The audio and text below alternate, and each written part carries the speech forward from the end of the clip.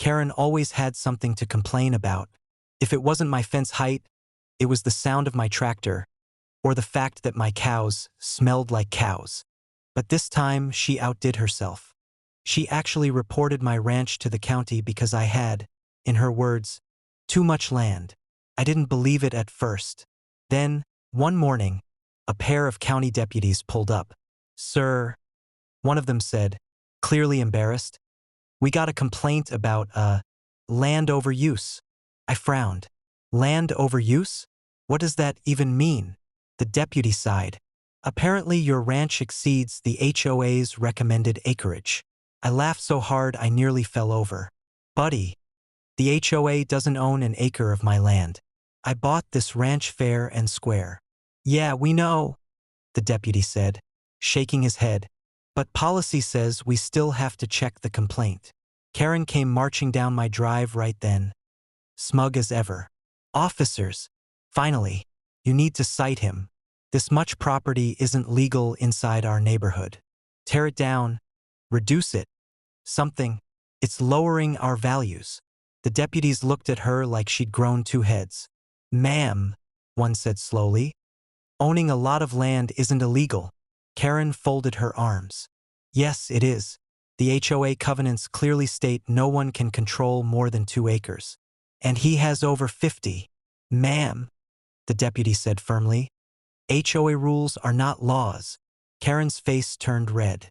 "Then make it law. Evict him." At this point, I pulled out my deed and handed it over. "Boys, here's the title. Every acre's registered, paid, and taxed. Karen here is wasting your time." They looked it over, nodded, and handed it back. "Everything checks out." Karen shrieked. "No, this can't be right." The deputy sighed. "Ma'am, you filed a false report. That's a criminal offense." Her jaw dropped. What? I was just enforcing HOA rules. On property outside your HOA? "Ma'am, pack your things. You're coming with us." They actually cuffed her right there, in front of my gate. Karen screamed like a banshee the whole way to the cruiser. "You can't do this. He has too much land. Too much land." The deputies just shook their heads and drove her off. Later, the sheriff himself called me. "We've had some dumb complaints in this county, but that one takes the cake. Reporting someone for owning too much land? She might have set a record." The HOA board, furious over the bad press, voted to suspend her presidential duties indefinitely.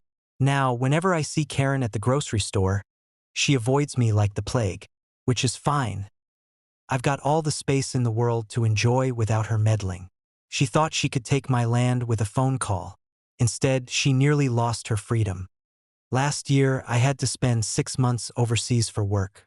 Before leaving, I made sure everything was secured, fences repaired, and cattle tended to. I had a ranch hand checking in weekly.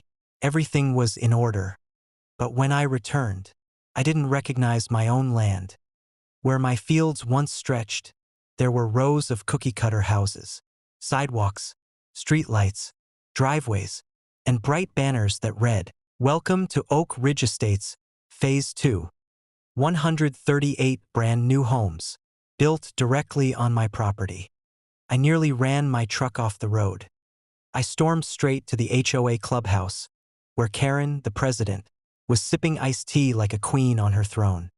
"You've got 10 seconds to explain why there are houses on my land," I growled. Karen smiled sweetly. "Oh, don't be so dramatic. The developer decided to expand, and your ranch land was perfect. Don't worry, you'll be compensated once the sales finalize." My blood boiled. "You built on MY property without consent. That's trespass, fraud, and theft." Karen laughed. "You weren't using it. Now families will enjoy it. You should be thanking us." I didn't yell. I didn't argue. I just walked out because I knew something she didn't. See, the developer who originally built their subdivision? I'd gone to school with the CEO, and while the HOA thought they were cozy with him, they forgot one important detail. Their contracts only covered the lots already sold. They had 0 rights to expand without purchasing new land. And they hadn't purchased mine. which meant every one of those 138 houses was sitting illegally on my ranch. I called the CEO. "Hey, you might want to check your records," I told him, "because your company just built phase 2 on land I still own."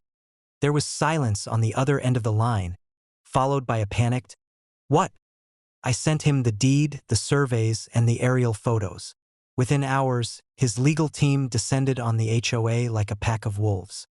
Turns out, the HOA board had forged documents claiming they had development rights. The contractor never verified ownership, they just built.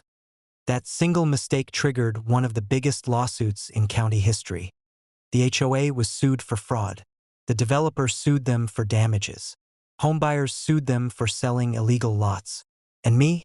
I sued for land theft. In the end, the HOA was completely bankrupted. Karen and her board were personally liable for millions. Their homes were seized, their assets drained, and their reputations destroyed. As for the 138 new houses, the county condemned them. Some were bulldozed, others sat empty, rotting shells of a failed scam.